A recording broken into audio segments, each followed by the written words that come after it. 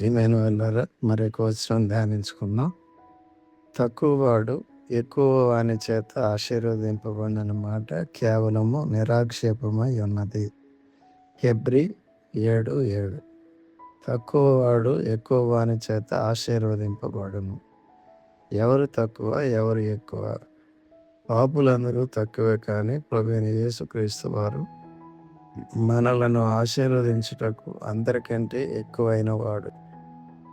నీవు నీతిని ప్రేమించితివి, దుర్నీతిని ద్వేషించితివి. అందుచేత దేవుడు నీ తోడి వారి కంటే నిన్ను హెచ్చించున్నట్లుగా ఆనంద తైలముతో అభిషేకించాను అని వ్రాయబడి ఉన్నది. హెబ్రీ 1:9. పరలోక సంబంధమైన ప్రతి ఆశీర్వాదం నిమిత్తము పాపులందరూ ప్రభువైన యేసుక్రీస్తు యొద్దకు తప్పక రావాలి. ఆయన నాకు అనుగ్రహించిన దాని అంతటిలో నేనేమీ పోగొట్టుకొనక అంత్యదినమున దాని లేపుటయే నన్ను పంపిన వాని చిత్తమై ఉన్నది. యోహాను 6:40. దేవుడు మీ అందరినీ దీవించి కాపాడును గాక. ఆమెన్.